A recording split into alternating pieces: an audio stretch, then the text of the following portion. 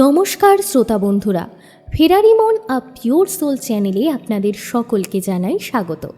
আমাদের আজকের গল্প লেখক সুকান্ত দাসের কলমে হাড় হিম করা গ্রাম বাংলার ভূতের গল্প শালকিয়া গ্রামের পোস্টমাস্টার। সঙ্গে থাকুন আর শুনতে থাকুন আমাদের আজকের গল্প শালকিয়া গ্রামের পোস্টমাস্টার।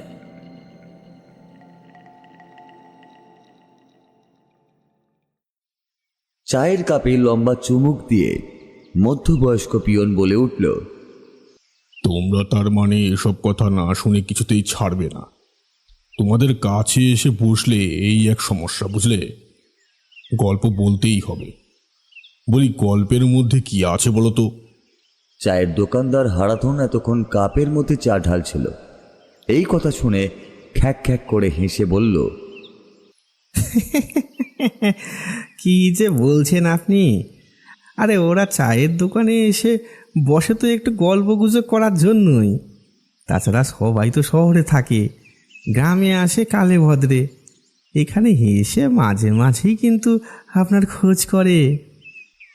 অবসর নিয়ে গ্রামে বাড়ি করেছিলাম একটু শান্তিতে বসবাস করবো বলে। তোমরা কিন্তু বড় বিব্রত করো মাঝে মাঝে।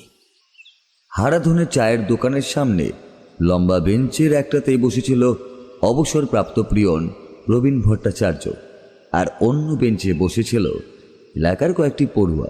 তারা কলকাতার কলেজে পড়ছে, সেখান থেকে মাঝে মাঝে ছুটিতে আসে এখানে।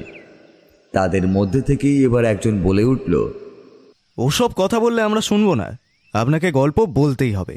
আপনার জীবনে এত সমস্ত সত্যি অভিজ্ঞতা থাকতে শুধু শুধু গ্রামে ফিরে গল্পের বই পড়ে সময় নষ্ট করার কোনো মানে হয় না।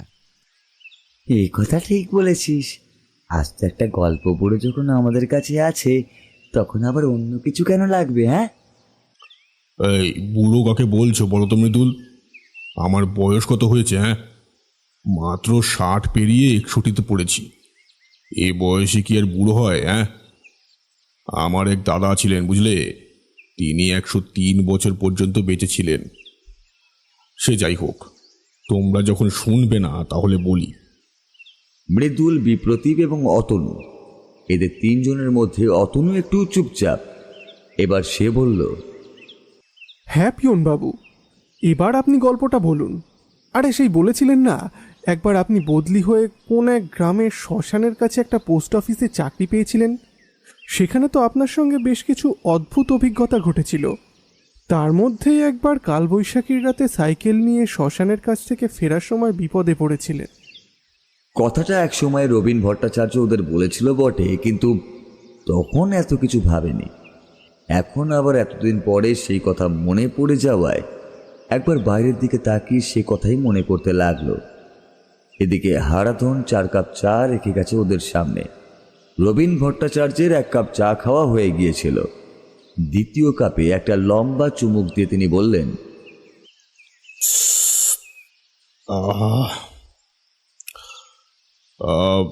গ্রামের নাম ছিল শালকিয়া। সে গ্রামে যখন আমি গিয়েছি তখন আমার বয়স হবে ওই 35 কিংবা 36। গ্রামের বাইরের দিকে একটা লম্বা ছোটখাটো নদী বয়ে গেছে। সেই নদীর একেবারে শেষ প্রান্তের দিকে শ্মশান। শ্মশান এখন যেমন দেখছো তেমন শ্মশান সে নয়। চারিদিকে ধুধু ফাঁকা জমি, তার মাঝখানে এখানে ওখানে কয়েকটা গাছ।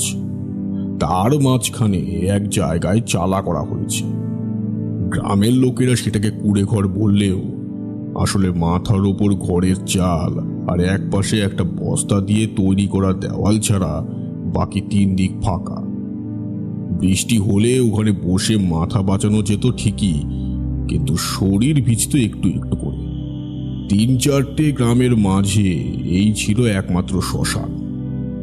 আমার পোস্ট অফিস ছিল সেই শ্মশানের রাস্তা থেকে একটু বাঁক নিয়ে একেবারে গ্রামের শেষের দিকে। প্রথম যখন সেই পোস্ট অফিসে গিয়েছি তখন খুব একটা খারাপ লাগছিল না। এমনিতেই আমার গ্রাম খুব ভালো লাগে, সেখানে অসুবিধে কিছু হতো না।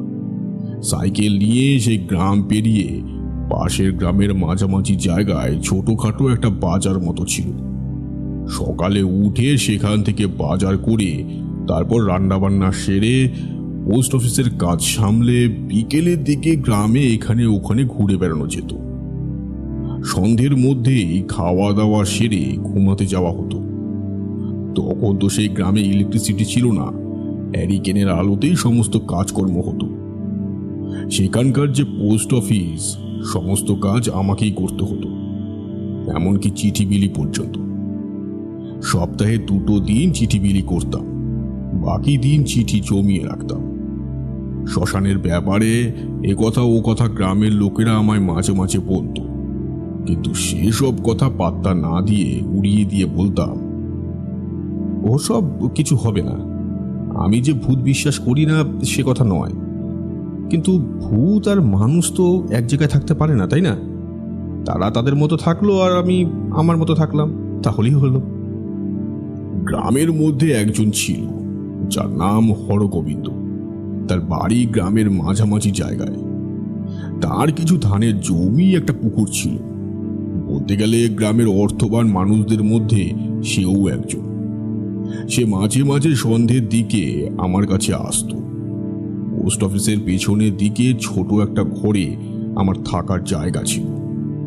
সেখানে হ্যারিকেনের আলোয় দুজনে বসে অনেক গল্প করতাম। একদিন গল্পে গল্পে হরগোবিন্দ বলল, পিয়ন বাবু, আপনি তো এসব কিছুই মানেন না। শ্মশানে যে সত্যি সত্যি কিছু আছে সেসব বিশ্বাসও করেন না। রাতের দিকে শ্মশানে গেলে অনেক লোকজন একসঙ্গেই যায়। দিনের বেলাতে ওইদিকে লোকজন চট করে পা দিতেও চায় না। প্রয়োজন না হলেই শ্মশানের আশেপাশের 5টা গ্রামের লোকও আসে না। গ্রামের শ্মশান তো হাওয়া খাওয়ার জায়গা নয় হরগোবিন্দ, তাই লোকজন কাজ ছাড়া এখানে আসে না। তাছাড়া এখানে তো এলাম প্রায় মাস 2 হয়ে গেল, কখনো তেমন কিছু শুনেছি বলে তো মনে হয়নি। শোনেননি সে কথা ঠিক, কিন্তু শুনতে কতক্ষণ বলুন তো? আচ্ছা, সন্ধ্যের পরে কখনো শ্মশানের পাশের রাস্তা দিয়ে বাড়িতে ফিরেছেন? কোনো কিছু শুনতে পেয়েছেন ওই দিক থেকে? কথাগুলো বলার সময় হরগোবিন্দের মুখটা কেমন যেন হয়ে গেল। একটা জিজ্ঞাসু আর কৌতূহল মেশানো দৃষ্টিতে সে তাকিয়ে রইল আমার দিকে। হ্যারিকেনের আলোয় তার চোখের পাতা যেন দপদপ করে কাঁপছে। আমি বললাম, মাঝে মাঝে ফিরেছি, চিঠি বিলি করতে করতে। মাঝে মাঝে বিকেল পেরিয়ে গ্রামের কাজ সেরে এদিক ওদিক করে ফিরতে সন্ধে হয়ে যায়, আর তখন তো অন্ধকার চারিদিকে। সঙ্গে আমার টর্চ আছে আর আছে সাইকেল, কিন্তু শ্মশানের পাশের পথ দিয়ে আসার সময় কিছুই হয়নি। কথাটা কিন্তু হরগোবিন্দকে মিথ্যে বলেছিলাম। একদিন একটা ব্যাপার ঘটেছিল। সেদিন পাশের গ্রামে কয়েকটা চিঠি বিলি করে তারপর শ্মশানের পাশের রাস্তা দিয়ে ফিরে আসছি, এমন সময় মনে হলো দূর থেকে চাঁদের অল্প আলোয় শ্মশানের প্রবেশের বড় ফাঁকা রাস্তাটার কাছে কে যেন দাঁড়িয়ে আমায় হাত দেখাচ্ছে, আর সে যেন প্রচণ্ড বিপদে পড়েছে। মনে হচ্ছে একটি মেয়ে। আমি তাড়াতাড়ি সাইকেল চালিয়ে সামনের দিকে এগোলাম। অনেকটা এসে পড়েছি, এমন সময় মেয়েটা শ্মশানের ভেতরের দিকে ঢুকে গেল। যেখানটায় মেয়েটা দাঁড়িয়েছিল সেখানটা এসে সাইকেল দাঁড় করিয়ে চুপ করে দেখলাম অনেকক্ষণ। না, কোথাও কিছু নেই। একবার চিৎকার করে ডাকলাম, কোথায় গেলে? কিন্তু না, কোথাও কারো সাড়া নেই। চলে আসতে যাব এমন সময় মনে হলো শ্মশানের ভিতরের দিকে একটা গাছের তলায় কে যেন দাঁড়িয়ে আছে। অনেকটা দূর থেকে ভালো করে বোঝা যায় না, কিন্তু চাঁদের আলো থাকার জন্য তাকে আমি যেন দেখতে পেলাম। টর্চটা তুলে নিয়ে সেই গাছের দিকে ফেললাম। এত দূর থেকে আলো গিয়ে পৌঁছালো বটে, কিন্তু গাছের তলায় কাউকে দেখতে পেলাম না। যেন একটু আগে আমাকে এখানে আসতে দেখে সে চট করে সেখান থেকে সরে গেছে। কিন্তু তাহলে হরগোবিন্দবাবুকে আপনি মিথ্যে কথা বললেন কেন? ব্যাপারটা তো আমার চোখের ভুলও হতে পারে। গ্রামের পথে আলো আধারিতে এমন অনেক কিছুই দেখা যায়। এ কথা হরগোবিন্দকে বললে হয়তো সে নিয়ে আরো অনেক কিছু বলবে। আমার মুখের দিকে তাকিয়ে বোধহয় হরগোবিন্দ কিছু বুঝতে পেরেছিল, তাই বলল, দেখতে পাননি যখন ভালো কথা, কিন্তু পিয়নবাবু দেখতে পেলে একটু সাবধানে থাকবেন। বিশেষ করে যদি রাতের বেলা কোনো মেয়ের ডাক শুনতে পান তাহলে মোটেই শ্মশানের দিকে যাবেন না। তার কথায় অবাক হয়ে বললাম, মেয়ের ডাক? কিন্তু মেয়ে রাতের বেলা কোথা থেকে আসবে? তোমরা কিছু দেখেছো নাকি কখনো? আমরা দেখিনি, তবে একবার এক শ্মশান যাত্রীর দল দেখেছিল। একবার 2 গ্রাম দূরের এক শ্মশান যাত্রীর দল রাতের বেলায় শ্মশানে এসেছিল। তাদের দলে বেশি লোকজনও ছিল না। মোরা পোড়াবার কাজ শেষ করে তারা ওই শ্মশানে ওই কুড়ে ঘরের কাছে বসে কি যেন করছিল। হঠাৎ তাদের মধ্যে একজনের চোখ চলে যায় কুড়ে ঘরের থেকে একটু দূরের একটা গাছের তলায়। সেখানে একটা মেয়ে বসে আপন মনে কান্নাকাটি করছে। তার কান্না শুনে ওদের মনের মধ্যে একজন বোধহয় দেখতে গিয়েছিল কি হয়েছে, কিন্তু গাছের কাছাকাছি পৌঁছতেই মেয়েটি নাকি তার চোখের সামনে থেকে হাওয়ায় মিলিয়ে যায়। আর হাওয়ায় মিলিয়ে যাওয়ার আগে সেই মেয়েটির যে রূপ সে দেখতে পেয়েছিল তাতে ভয়ে আতঙ্কে সে চিৎকার করতে করতে ছুটে এসেছিল তার দলের লোকেদের কাছে। সেই রাতে ওই 4 জন আমাদের গ্রামে এসে আশ্রয় নিয়েছিল। পরদিন সকালে রোদের আলো ফুটলে তারপরে ওরা ওখান থেকে বেরোয়। আর তাই ওই 4 জনের কথা গ্রামের সকলেই জানে। তাই আপনাকে বারবার বারণ করে দিচ্ছি। হরগোবিন্দ আমায় বারণ করে দিল, কিন্তু তার কথাটা কাজ হলো অন্যরকম। আমার আরো কৌতূহল বেড়ে গেল। 2 মাস এখানে এসে রয়েছি, অথচ কখনো কোনো কিছুই দেখতে পাইনি। এইভাবে আরো কয়েকটা দিন কেটে গেল। তারপরে এলো সেই দিন, যে দিনের পর থেকে গ্রামের ওই শ্মশান আমার কাছে হয়ে উঠল এক বিভীষিকা। চায়ের কাপ শেষ হয়ে গিয়েছিল। হারাধন এসে চায়ের খালি কাপগুলো তুলে নিয়ে গেল। অতনু, মৃদুল, বিপ্রদীপ একভাবে তাকিয়ে রইল পিয়ন রবীন ভট্টাচার্যের মুখের দিকে।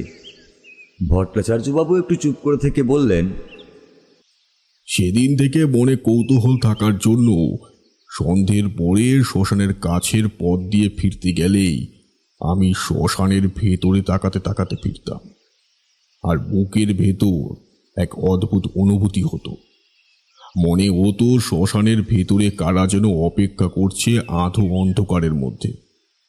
তারা একভাবে তাকিয়ে দেখছে আমার দিকে।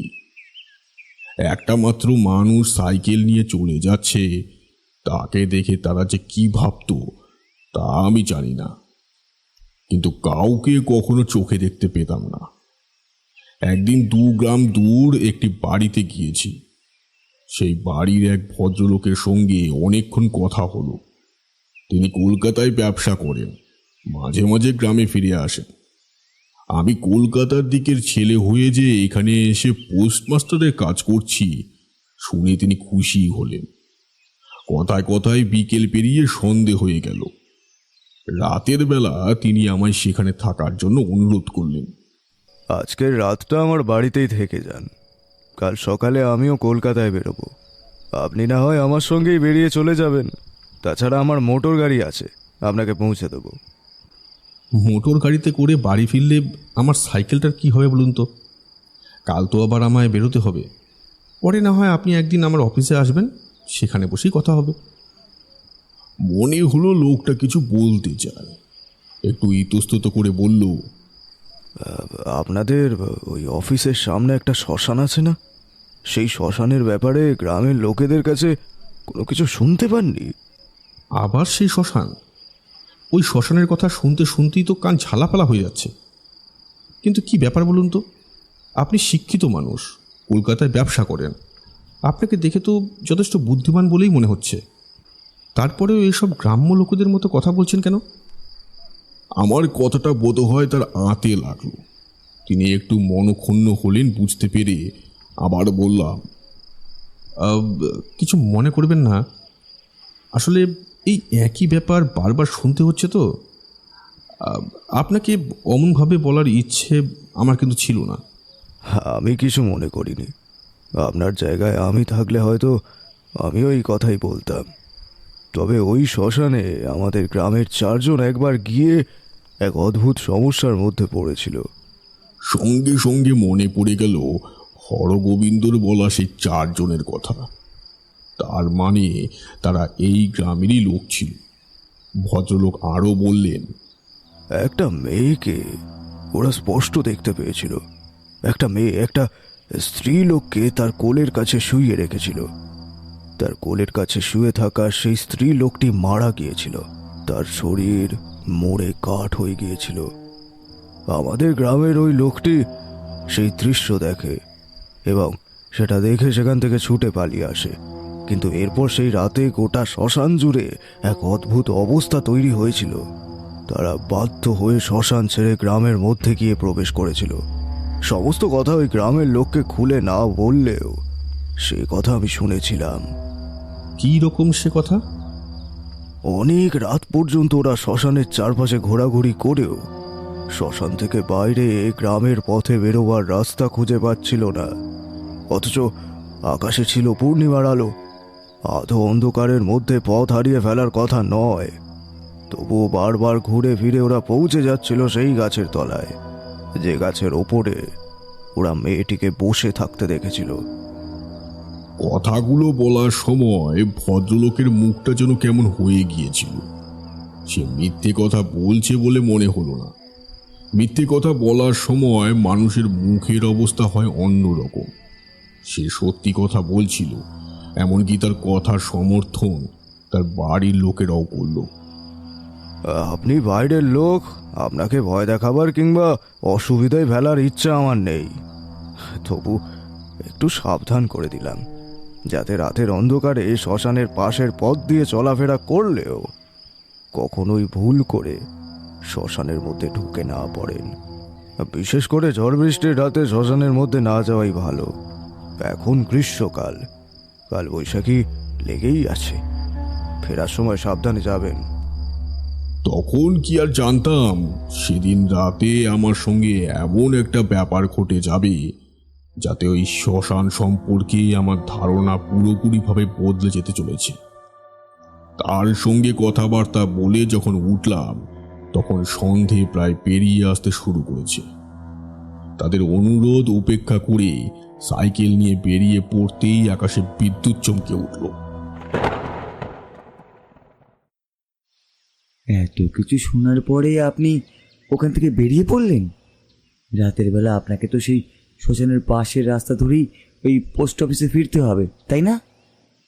আরে কি ভেবেছিস বলতো, পিয়ন বাবু কি আমাদের ভীতু নাকি? নিরপেক্ষ সাহসী।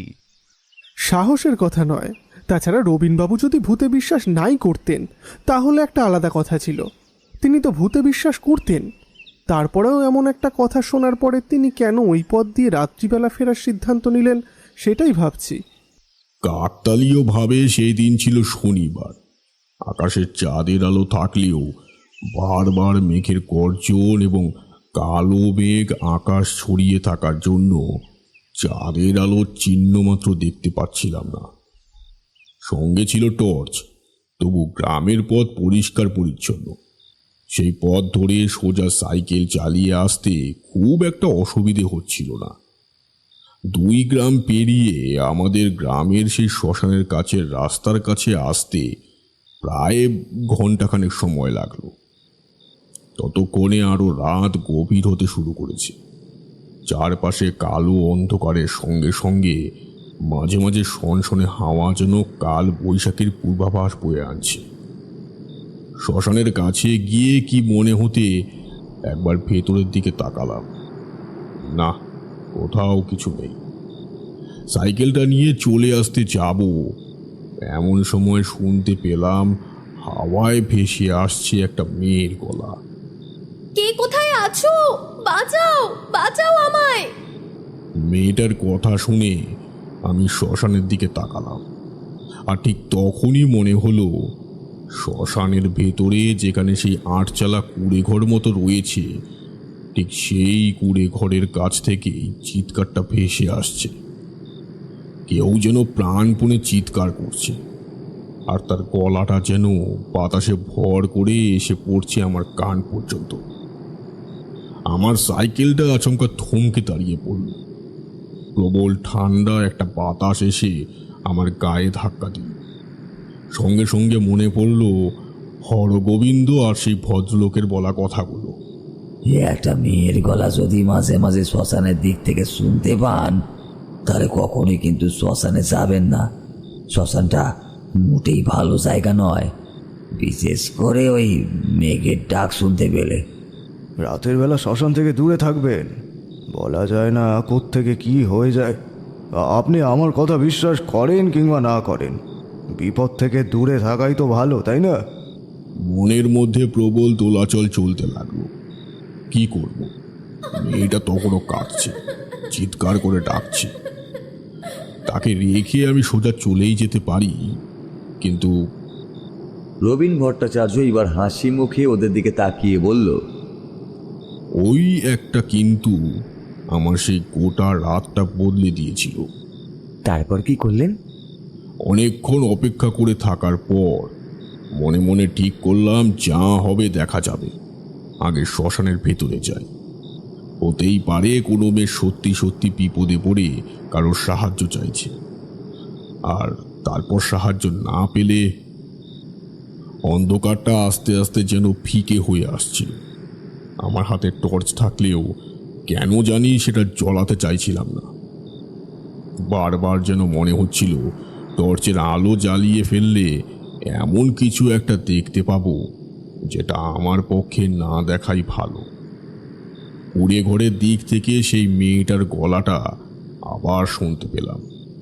সে বলে উঠল, শোনো, কোথায় চলে যাচ্ছ? এইদিকে এসো, বড় বিপদে পড়েছি আমি। এইদিকে এসো। তুমি কোথায়?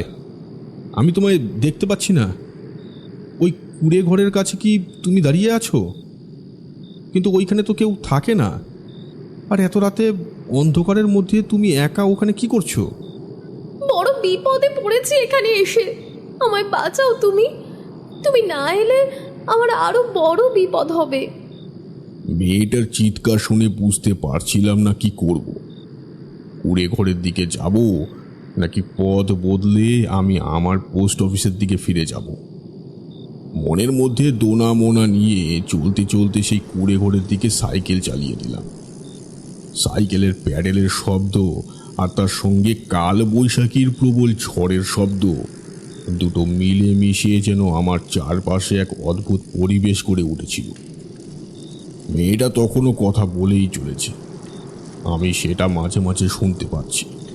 শুধু আমার সাথে নয়, অন্য কারোর সাথেও কথা বলছে। আর একটু ধৈর্য ধরে বসো, আর একটু ধৈর্য ধরে বসো, এক্ষুনি আসবে, এক্ষুনি কেউ আসবে। তোমার সঙ্গে আর কে আছে? আমার মা বড় অসুস্থ হয়ে পড়েছে। একবার এখানে এসো, একবার আমাদের সাহায্য করো। মেয়েটার গলা শুনে যেন আমার মাথার মধ্যে ঘুরপাক খেতে লাগলো কাল বৈশাখী ঝড়ের মতো সেই কথাগুলো। আমি সাইকেলটা নিয়ে দ্রুতভাবে সামনের দিকে আরও খানিকটা এগিয়ে গেছি। ঠিক এমন সময় মনে হলো কানের কাছে চাপা সরে কেউ যেন বলে উঠল, সামনে এগিও না, পালাও পালাও, সামনে এগিও না, সামনে বলে বড় বিপদ হবে।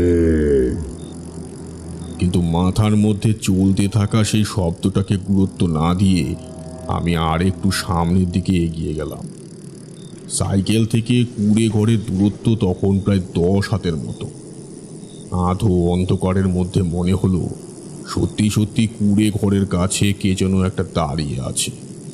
আর শুধু তাই নয়, অন্ধকারে চোখ সয়ে আসার জন্য এখন দেখতে পেয়েছিলাম কুড়ে ঘরের মতো জায়গাটায় মাটির উপরে কি যেন শুয়ে রয়েছে।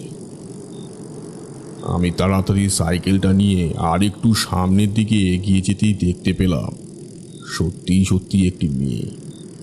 সে ঢুকে রয়েছে কুড়ে ঘরের মতো জায়গাটায়।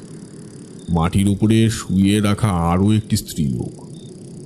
আমায় দেখতে পেয়ে সে মুখ তুলে তাকালো আমার দিকে। মেয়েটা আমায় বলল, আমার মায়ের যে কি হয়েছে, হঠাৎ করে জ্ঞান হারিয়ে ফেললো। আর তারপর একটু এসে দেখে যাও না। মেয়েটার কথার মধ্যে কি যেন একটা ছিল। আমি সেখান থেকে সরে আসতে পারলাম না। সাইকেলটা আর একটু সামনে নিয়ে গিয়ে কুড়ে ঘরের মতো জায়গাটার সামনে দাঁড় করালাম। আমার পিঠে তখন ঝুলন্ত ব্যাগটা, সেটা সাইকেলের ওপর রেখে পায়ে পায়ে হেঁটে গেলাম কুড়ে ঘরের মধ্যে। মেয়েটির দিকে তাকিয়ে কিছু বলতে যাব এমন সময় হঠাৎ করে একটা ঘটনা ঘটল। আমার সামনে একটু আগে কুড়ে ঘরের ওপর দেখতে পাওয়া শুয়ে থাকা সেই মেয়েটা আর নেই। শুধু একটি মেয়ে কুড়ে ঘরের বাঁশের কাছে হাত দিয়ে দাঁড়িয়ে আছে। তখনই প্রবল হাওয়া শুরু হলো। চারিদিকে ধুলো পাতা উড়তে উড়তে আমার চারপাশ থেকে আচ্ছন্ন করে ফেলল। আমি দু হাতে চোখ ঢাকতে ঢাকতে বললাম, এত প্রচণ্ড ঝড়ের মধ্যে কিছুই দেখা যাচ্ছে না। আমি টর্চটা বার করি, দাঁড়াও টর্চটা জ্বালাই। আচ্ছা, তুমি এখানে কতক্ষণ ধরে রয়েছো? হ্যাঁ। আমার কথা শোনার সঙ্গে সঙ্গে মেয়েটা খিলখিল করে হেসে উঠল। আর তারপরে শুনতে পেলাম একটা অদ্ভুত গলায় মেয়েটা বলছে,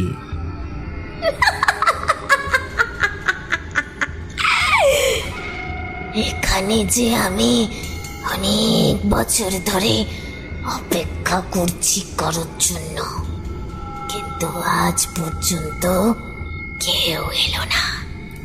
তুমি যখন এসেছো তখন তোমায় যে আর এখান থেকে যেতে দেওয়া যাবে না।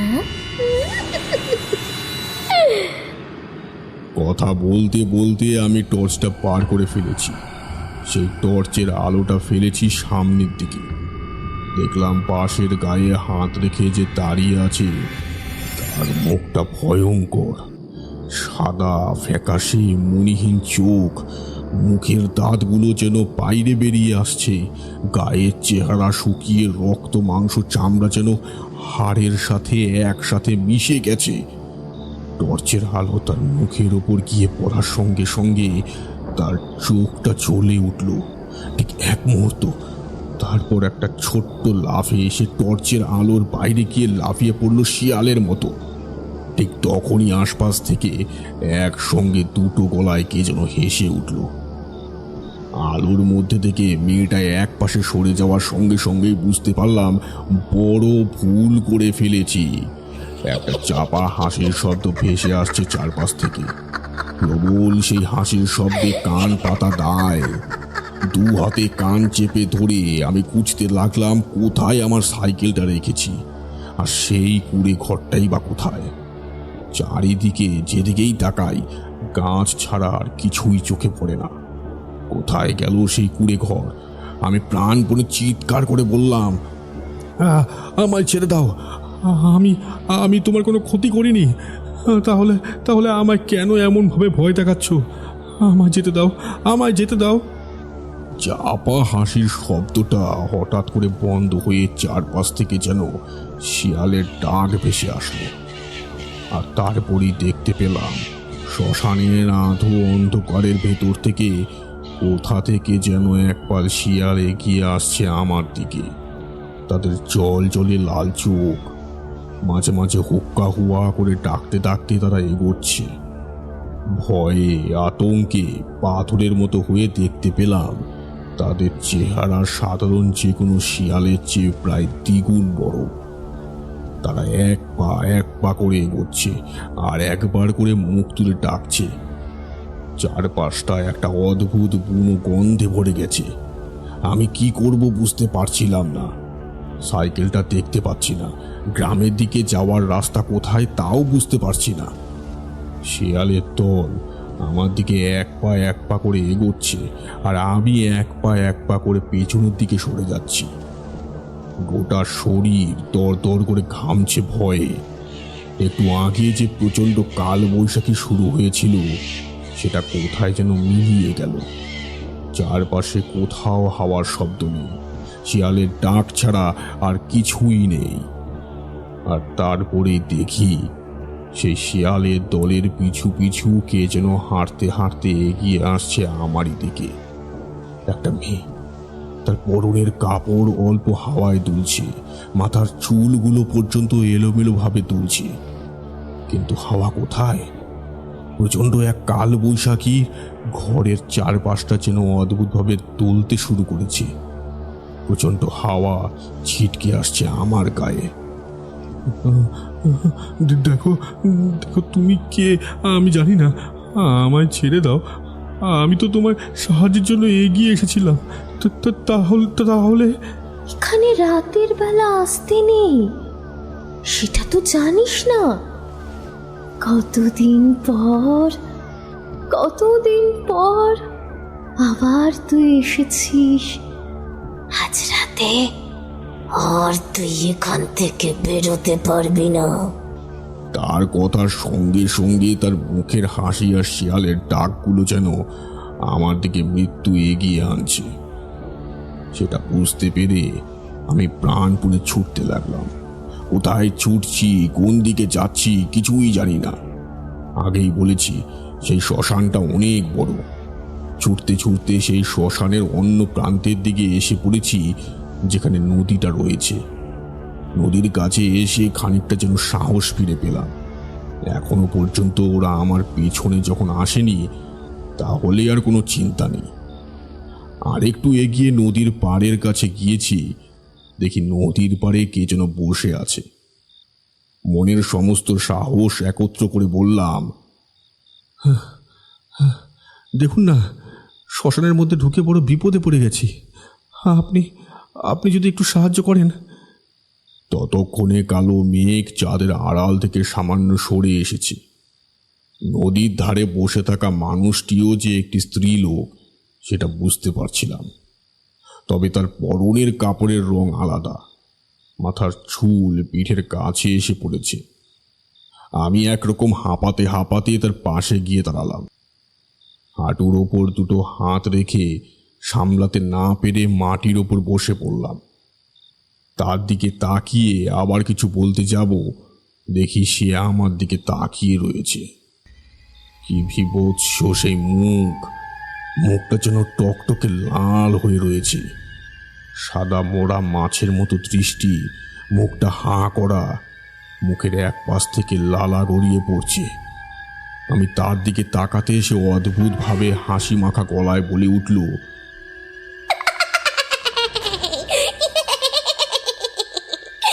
শ্মশানের ভেতর থেকে বেঁচে নদীর ধারে এসেও বাঁচতে পারবি না। কথাটা বলে সে নিজের একটা হাত তুলে আমায় ধরার জন্য আমার কাঁধের কাছে হাত রাখতেই আমার গোটা শরীর যেন থরথর করে কেঁপে উঠল।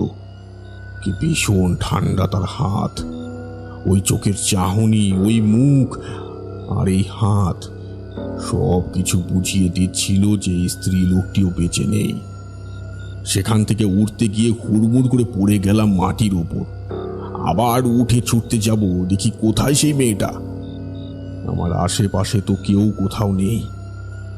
ভয়ে, আতঙ্কে, ক্লান্তিতে আমার গোটা শরীর তখন ভেঙে পড়তে শুরু করেছে। কেন যে পাকামি করে শ্মশানের ভেতর ঢুকতে গিয়েছিলাম সেই কথা বারবার মনে পড়তে লাগলো। আর যতবার মনে পড়তে লাগলো ততবার যেন নিজেকে চড় মারতে ইচ্ছে হলো। নদীর পাড় থেকে কোনো রকমে উঠে কোন দিকে যাব ভাবছি, এমন সময় জলের দিকে নজর পড়ল। দেখি জলের ভেতরে দুটো স্ত্রী লোকের মূর্তি। তারা জলের ঠিক কাছে দাঁড়িয়ে, গলা পর্যন্ত জলের মধ্যে ডুবিয়ে মাথাটা বার করে রেখেছে। আর তাদের চারপাশে নদীর পাড় ঘেঁষে দাঁড়িয়ে রয়েছে সেই কালো মস্ত বড় বড় শিয়ালগুলো। আবার তারা দুজনে একসঙ্গে জল ছেড়ে উঠে আসতে লাগলো। অবাক হয়ে দেখলাম কোথায় স্ত্রীলোকের শরীর। তাদের মাথাটা শুধুমাত্র একটি স্ত্রীলোকের মতো, বাকি গোটা শরীর যেন আস্ত সাদা নরকঙ্কাল। তাদের হাতে হাতে খট খট করে শব্দ হতে লাগলো। শিয়ালের দল উৎসাহ পেয়ে একসঙ্গে চিৎকার করে ডেকে উঠল। আর আমার মনে হলো যেন গোটা আকাশটা ভেঙে পড়েছে আমারই মাথার উপর। আমি কি করব বুঝতে পারছিলাম না। নদীর পাড় থেকে উঠে আবার শ্মশানের দিকে দৌড়াবো ঠিক করলাম। ওই শিয়ালগুলোর হাতে পড়লেও যে বিপদ হবে সেটাও বিলক্ষণ বুঝতে পারছিলাম। এমন সময় নদীর পাড় ঘেঁষে যে পথটা শ্মশানের দিকে উঠে গেছে সেইখানে কাকে যেন দেখতে পেলাম। একটা হেরিকেন হাতে নিয়ে কে যেন দাঁড়িয়ে আছে। আমি কাঁপা কাঁপা গলায় জিজ্ঞেস করলাম, কে কে কে দাঁড়িয়ে ওখানে? আমাকে বাঁচাও, আমাকে বাঁচাও। উঠে এসো বাবু, উঠে এসো। এই শ্মশানে রাতের বেলা ঢুকছো কেন? ঢুকেছি কি আর সাথে? বড় ভুল করে ঢুকে পড়েছি।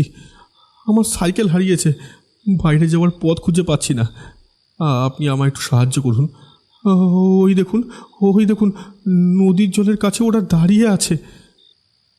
লন্ঠনওয়ালা আমার দিকে আর একটু এগিয়ে এলো, আর হেরিকেনটা তুলে মুখের কাছে নিতেই দেখতে পেলাম তার মুখটা অতি সাধারণ, একটা মানুষের মতোই তার চেহারা। সে বলল, কোথায়? এ জলের মধ্যে তো কেউ কোথাও নেই বাবু, তুমি ভুলই দেখেছ। এসো এসো আমার দিকে। তার কথায় পেছনে তাকিয়ে দেখলাম সত্যি সত্যি জল শান্ত।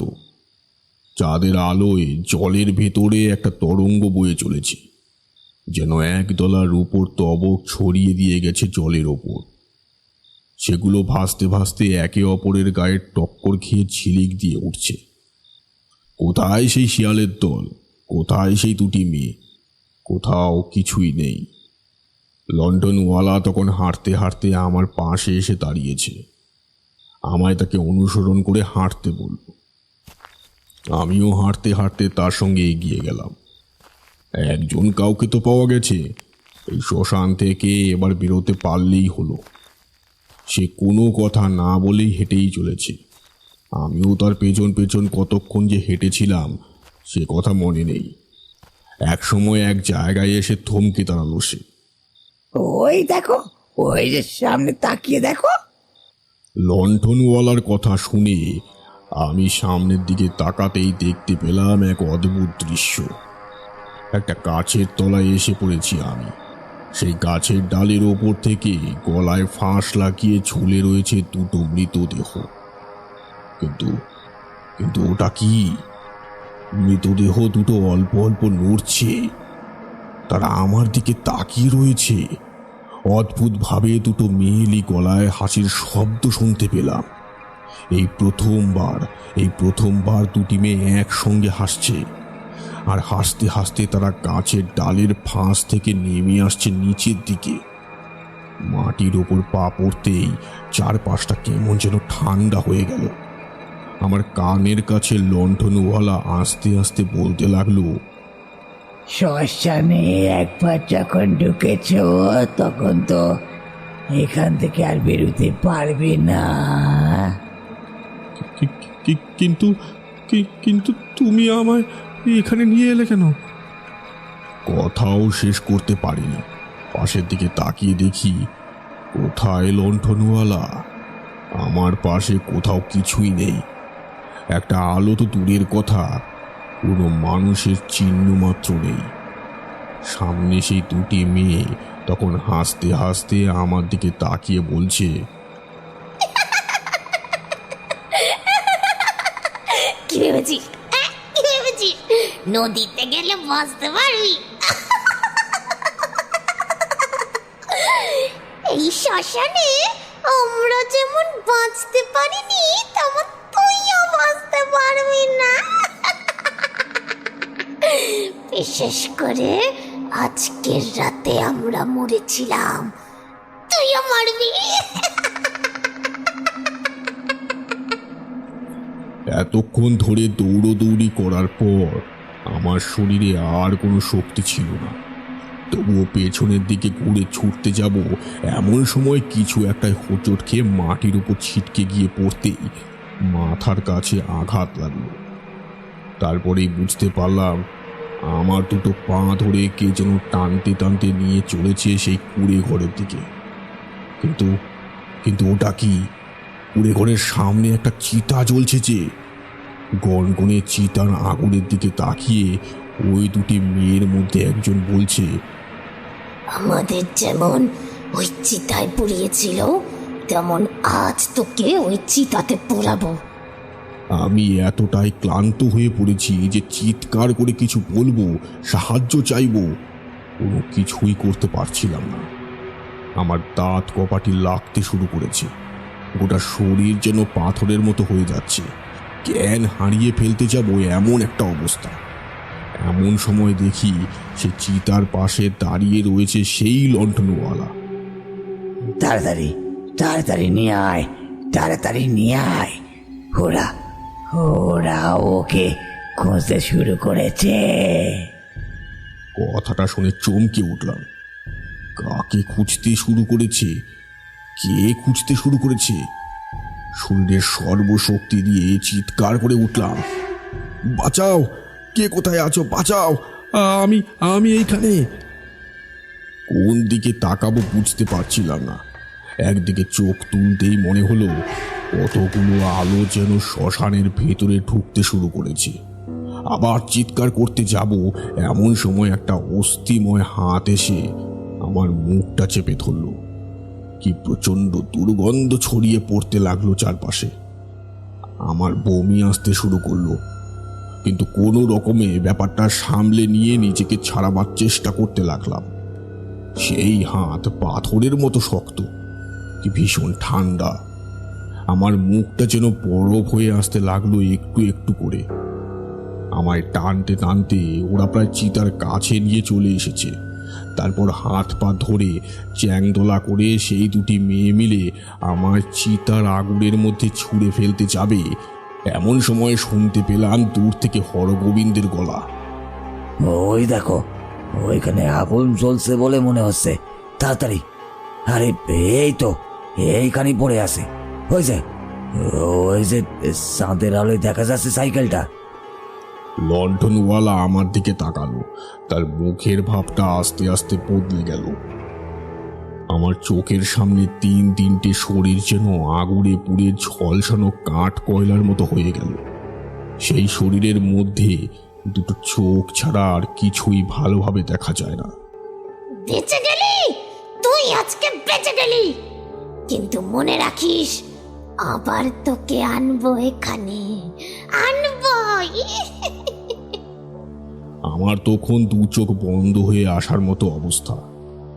ভাসতে ভাসতে সেই আগুনের দিকে আমার শরীরটা একবার চলে যাচ্ছে, আবার পিছিয়ে আসছে। তারপরে হঠাৎ করে মাটির উপর ধপ করে পড়লাম। ভেবেছিলাম হরগোবিন্দ এবং তার দলের লোকেরা যখন ঢুকেছে তারা হয়তো আমায় বাঁচিয়ে নেবে। কোনো রকমের চোখ খুলে হাতটা তুলে চিৎকার করে ডাকলাম, হরগোবিন্দ, হরগোবিন্দ, আমি এখানে। হরগোবিন্দ বোধহয় আমার ডাক শুনতে পেয়েছিল। সঙ্গে সঙ্গে লোকেদের নিয়ে প্রায় আমার থেকে কয়েক হাত পর্যন্ত এসেছে। এমন সময় হরগোবিন্দ হাত তুলে থামতে বলল ওদের। কি যে হয়েছে বুঝতে পারলাম না। হরগোবিন্দ বলল, সর্বনাশ, ওটা কি? কুড়ে ঘরের আর সালার মাথার উপর ওগুলো কি বসে আছে? এই কথা শুনে হরগোবিন্দর দিকে তাকিয়ে দেখলাম একবার। তার দুই চোখে ভয়। হাতে লণ্ঠন ফেলে ওরা সকলে মিলে ছুটতে লাগলো বাইরের দিকে। আর তখনই দেখতে পেলাম আটচালার ওপর থেকে তিনটে শিয়ালের মতো কি যেন ঝাঁপিয়ে পড়ল মাটিতে। আমায় পাহারা দেওয়ার মতো আমার সামনে তারা পথ আটকে দাঁড়ালো। হরগোবিন্দ চিৎকার করতে করতে ছুটে যাচ্ছে। সে কি বলছে আমার মনে নেই, কিন্তু বাঁচার একটা পথ দেখার পরেও যে সেই পথটা এমনভাবে চলে যাবে সেটা বুঝতে পারিনি। শরীরে একটু জোর পেয়েছিলাম। কোনো রকমে হাঁটু মুড়ে উঠে বসে দেখতে পেলাম একটু দূরেই রয়েছে আমার সাইকেলটা। সেই তিনটে কালো শিয়াল তখন সামনের দিকে এক পা করে এগিয়ে গিয়ে ওদের শ্মশান থেকে বাইরে বার করার চেষ্টা করছে। শরীরের সর্বশক্তি দিয়ে ছুটে গেলাম সাইকেলটার দিকে। তারপর কোনো রকমে সাইকেলটাতে উঠে বসে প্যাডেল চালিয়ে দিলাম। সাবাস রবিনবাবু, তারপর? মনের মধ্যে একটাই চিন্তা, সাইকেলের জোর প্যাডেল করে কোনো রকমে ওই হরগোবিন্দের ধরতে পারলে আর কোনো চিন্তা নেই। সেই ভেবে সাইকেলের প্যাডেল করে সামনের দিকে এগোচ্ছি। গোটা শরীর যেন বিষের মতো ব্যথা। আমায় সাইকেল চালাতে দেখেই সেই 3টে শিয়াল যেন আমার দিকে ছুটে আসতে লাগলো একটু একটু করে। আমি আবার চিৎকার করে উঠলাম, হরগোবিন্দ, হরগোবিন্দ বাবু দাঁড়াও! আলোগুলো তখন বাইরের দিকে বেরিয়ে যাচ্ছিল। আমি সাইকেল নিয়ে হুড়মুড় করে তাদের দিকে এগোচ্ছি, আর আমার পেছনে ছুটে আসছে 3টে কালো শেয়াল। সে এক ভয়ঙ্কর দৃশ্য। হরগোবিন্দ ও তার লোকেরা পেছন ফিরে আমায় দেখতে পেয়েছিল। চিৎকার করতে লাগলো তারা, তাড়াতাড়ি তাড়াতাড়ি আসুন পিয়ন বাবু, ও পিয়ন বাবু, আপনি তাড়াতাড়ি আসুন। আমি তাড়াতাড়ি সাইকেল চালাচ্ছিলাম, কিন্তু একটা শিয়াল কি করে যেন ঝাঁপিয়ে পড়েছিল আমার সাইকেলের পেছনের দিকে। আর তারপরেই অনুভব হয় একটি মেয়ের শক্ত কঙ্কালের মতো হাত আস্তে আস্তে আমার কাঁধের উপর দিয়ে এগিয়ে আসছে গলার দিকে। মৃত্যু ভয় বোধহয় সবচেয়ে বড় ভয়। তার চেয়ে বড় ভয় আর কিছুই হতে পারে না। সাইকেল চালানো অবস্থাতেই এক হাত দিয়ে তার হাতটা সরিয়ে দেওয়ার চেষ্টা করতে লাগলাম বারবার। সে দৃশ্য হরগোবিন্দ ভালো করে দেখেছিল। পরে সে কথা আমায় অনেকবার বলেছিল। আমি সাইকেল চালাচ্ছি, আর আমার পেছনে সাইকেলের ক্যারিয়ারের কাছে উবু হয়ে বসে রয়েছে একটি কঙ্কাল। সে 2 হাতে আমায় চাপটে ধরার চেষ্টা করছে। দলের মধ্যে অনেকেই ভগবানের নাম করতে শুরু করেছে ততক্ষণে। আমি আর একটু এগিয়ে গিয়ে যখন বুঝতে পারলাম আর হবে না, তখন সাইকেলটাকে ছেড়ে দিয়ে ঝাঁপিয়ে পড়লাম হরগোবিন্দের উদ্দেশ্যে। পেছন থেকে প্রচণ্ড হাসির শব্দের সঙ্গে কারা যেন চিৎকার করে উঠল একসঙ্গে। হরগোবিন্দর গলাটাই শুনতে পেয়েছিলাম, আর কিছু শুনতে পাইনি। সাইকেল ফেলে ঝাঁপিয়ে পড়ার সঙ্গে সঙ্গে আমি জ্ঞান হারিয়ে ফেলেছিলাম। তারপরে আর কোনো কিছু মনে নেই।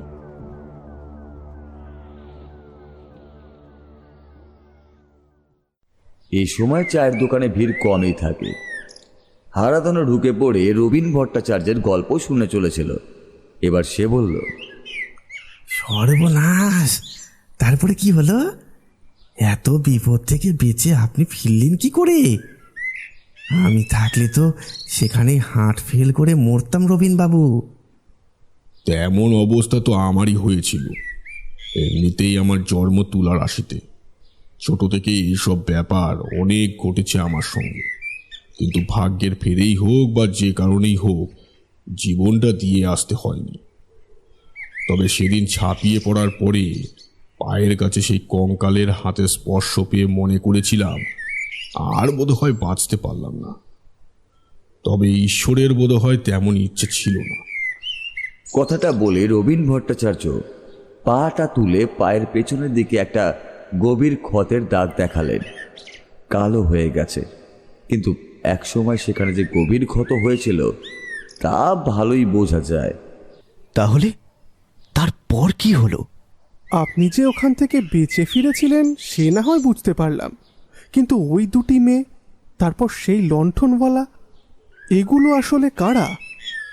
পরদিন যখন জ্ঞান ফিরল, তখন দেখি আমার মুখের ওপর ঝুঁকে বসে রয়েছে অনেকে। হরগোবিন্দ ছাড়াও আরো অনেককে সেখানে দেখতে পেলাম। আমার জ্ঞান ফিরতে দেখতে পেলাম সেই লোকটিকে, যে লোকটির বাড়িতে সেদিন সন্ধেবেলা আমি গিয়েছিলাম। সে আমার জ্ঞান ফিরতে দেখে বলল, ভাগ্যিস আমার বাবা বলেছিলেন, তাই আপনার পিছু পিছু এখানে এসেছিলাম, আর তাতেই তো আপনাকে বাঁচাতে পারলাম, নাহলে যে কি হতো। আপনার বাবা বলেছিলেন মানে? আমার বাবা এক সময় গ্রামে পুরোহিত ছিলেন, এখন বয়স হয়েছে। আমি পুরোহিতের দিকে যাইনি, ব্যবসা করি। আপনি কাল বেরিয়ে আসার পরে বাবা আমার ঘরে এসে বললেন আপনার নাকি কোনো একটা সমস্যা হতে চলেছে আজকে রাতে। বিশেষ করে আপনাদের গ্রামের ওই শ্মশানের কথা বলতেই বাবা একেবারে নিশ্চিত হয়ে গেলেন। যে ওইখানে কিছু একটা হতে পারে, কিন্তু আপনি সে কথা বিশ্বাস করবেন না।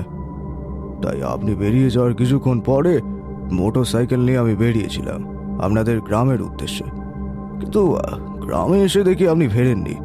হরগোবিন্দ আপনার অফিসের আশেপাশে ঘুরঘুর করছে দেখে তাকে সমস্ত কথা বলতে হরগোবিন্দ সব কিছু বুঝতে পারলো। বলল, আমার তো তেমনই মনে হয়েছিল যে কিছু একটা হয়েছে।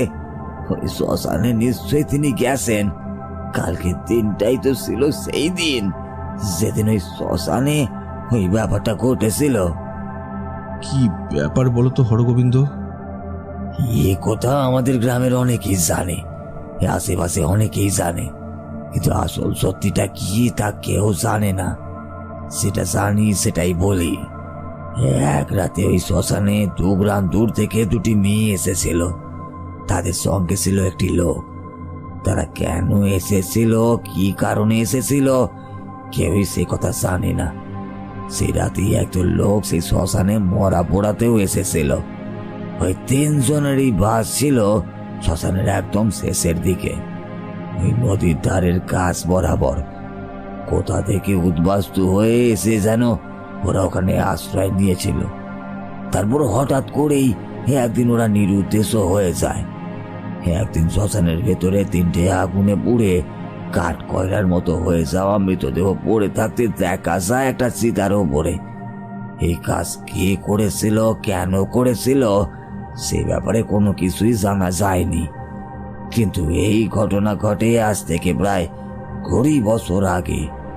তারপর থেকে ওই শ্মশানটা এমনই হয়ে যায়। রাতের বেলা মাঝে মাঝে স্ত্রী লোকের কান্নাও শুনতে পাওয়া যায়। কিন্তু কালকে রাতটা ছিল সেই রাত যে রাতে ওই 3 জন মারা গিয়েছিল। এই ব্যাপারে আমি অনেক খোঁজ নিয়ে দেখেছি রবীনবাবু। ওই 3 জন এখান থেকে খানিক দূরের গ্রাম থেকে এসেছিল জমি জমা সংক্রান্ত কোনো সমস্যার জন্য। সেই গ্রামের এক অর্থবান গৃহস্থের সঙ্গে তাদের ঝামেলা হয়।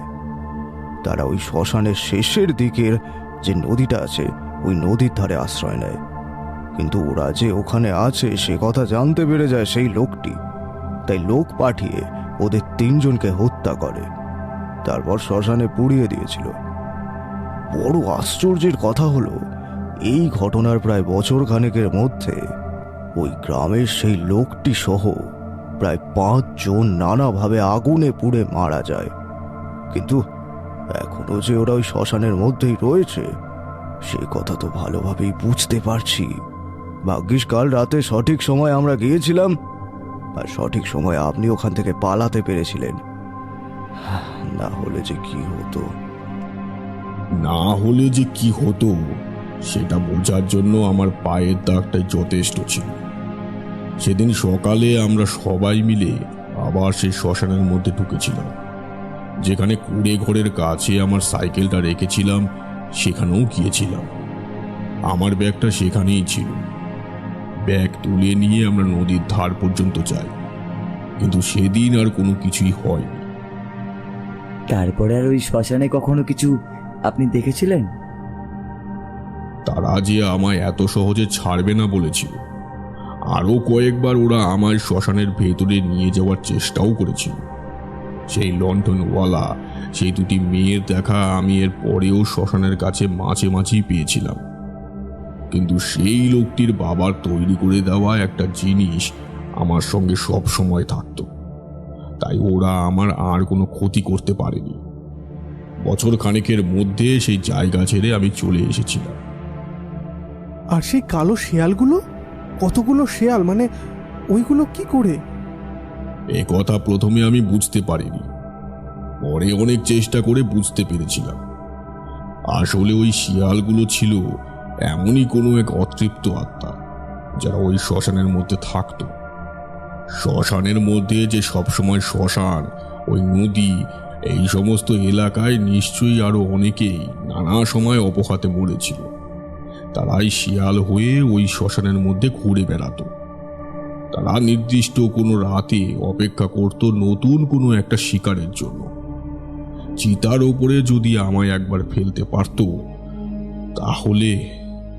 সবই বুঝলাম রবীনবাবু, কিন্তু আমি শুনেছি প্রেতাত্মারা আগুনে ভয় পায়। তাহলে আগুনের মধ্যে কি করে তারা আপনাকে ফেলার জন্য নিয়ে গেল? রবিনবাবু সামান্য হাসলেন, তারপর বেঞ্চ ছেড়ে উঠে সামান্য আড়মোড়া ভাঙতে ভাঙতেই বললেন, কি করে যে কি হয়েছে তা আমি জানি না বাবু। ভূত কিসে ভয় পায় না পায় তা নিয়ে চর্চা করার ইচ্ছে আমার নেই। সে রাতে আমি বেঁচে ফিরতে পেরেছিলাম, এটাই আমার কাছে অনেক বড় ছিল। তবে হ্যাঁ, প্রথম যখন সেই মেয়ে দুটিকে আমি ওই কুড়ে ঘরের কাছে দেখেছিলাম, তখন কিন্তু লণ্ঠনওয়ালাকে দেখতে পাইনি। এই গোটা ব্যাপারটার একটা অদ্ভুত ব্যাখ্যা আমি খুঁজে বার করেছিলাম। যেমন? দেখো, ওই দুটি মেয়ে আর ওই লণ্ঠনওয়ালা, নিশ্চয়ই ওরা দুজন তার মেয়ে। ওরা তিনজন মিলে শ্মশানের কাছে এসে থাকতে শুরু করে। সুযোগ পেয়ে সেই লোকটির দল এসে সেই রাতে ওদের খুন করে, তারপর চিতার আগুনে জ্বালিয়ে দেয়। কিন্তু ওরা অতৃপ্ত আত্মা হয়ে থেকে যায়। এরপর ওরাই সেই গ্রামে গিয়ে খুঁজে খুঁজে ওদের সবাইকে হত্যা করে। কিন্তু হত্যা করার ফলে তাদের মুক্তি হয় না, কারণ সেই মৃতদেহগুলো গ্রামের লোকেরা পুড়িয়ে দেওয়ার সাহস করতে পারেনি। তারা সব নদীর জলে ভাসিয়ে দিয়েছিল। সেই কারণেই সেই নদীর জলে সেই দুটি মেয়েকে একবার দেখতে পেয়েছিলাম। আশা করি এখন ওই শ্মশানের কাছে মাঝে মাঝেই রাতের অন্ধকারে ওদের তিনজনকে দেখা যায়। হয়তো মেয়েটি অপেক্ষা করে থাকে তার দিদিকে কেউ সুস্থ করে এই আশা নিয়ে, কিংবা তাদের কেউ বাঁচাবে এই আশা নিয়ে। আর সেই লণ্ঠনওয়ালা হয়তো খুঁজে বেড়ায় তার দুই মেয়েকে।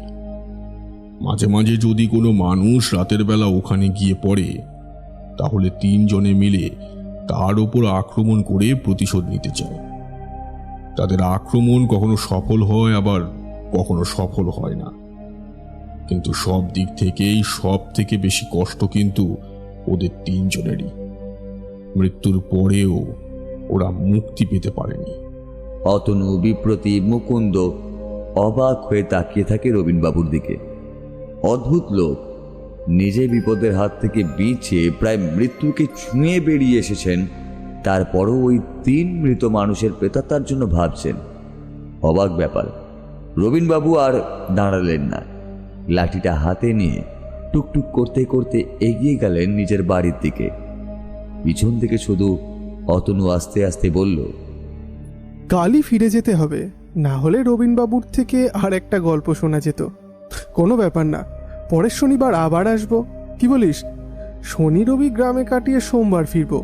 পরের রবিবার আবার এই হারাধনদার চায়ের দোকানে আমাদের আড্ডা জমবে। কি বলো হারাধনদা? হারাধনদা মুখে কিছু বলে না, তার বদলে ডেকচিতে ফুটতে থাকা চায়ের উপর হাতা দিয়ে একবার নাড়িয়ে দেয়। তাতে টুম করে একটা শব্দ হয়। ওটাই বোধহয় হারাধনদার সম্মতি। তখন বিকেল হতে শুরু করেছে। পশ্চিম আকাশে সূর্যটা হেলতেও শুরু করেছে একটু একটু করে। ঠিক তখনই ঠান্ডা হাওয়া এসে ওদের তিনজনকে কাঁপিয়ে দিয়ে যায় যেন। ঠিক সেই শালকিয়া গ্রামের শ্মশানে রবীন ভট্টাচার্য যেমন ঠান্ডা বাতাস অনুভব করেছিল, ঠিক তেমনই ওরা বুঝতে পারে কাল বৈশাখীর পূর্বাভাস। আর দেরি না করে ওরা তিনজনই বাড়ি ফেরার পথ ধরতে শুরু করে।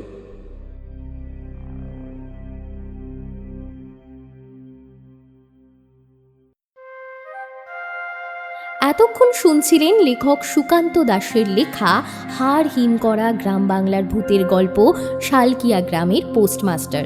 আজকের গল্প পাঠে বুবাই সাহা, অন্যান্য চরিত্রে শুভজিৎ, কৌশিক, নীল, মৌমিতা, আবহ সঙ্গীত ও স্পেশাল এফেক্টে মিহান্স প্রোডাকশন হাউস, প্রচ্ছদে দীপক মণ্ডল, পরিচালনায় এবং আজকের গল্পের সূত্রধার আমি মৌমিতা।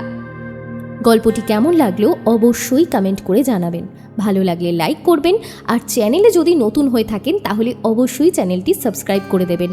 পরবর্তী গল্পের আপডেট সবার আগে পেতে হলে পাশে থাকা বেল আইকনটি প্রেস করে দেবেন। আবার ফিরব পরবর্তী এক গল্প নিয়ে। ততদিন সুস্থ থাকবেন, গল্পে থাকবেন।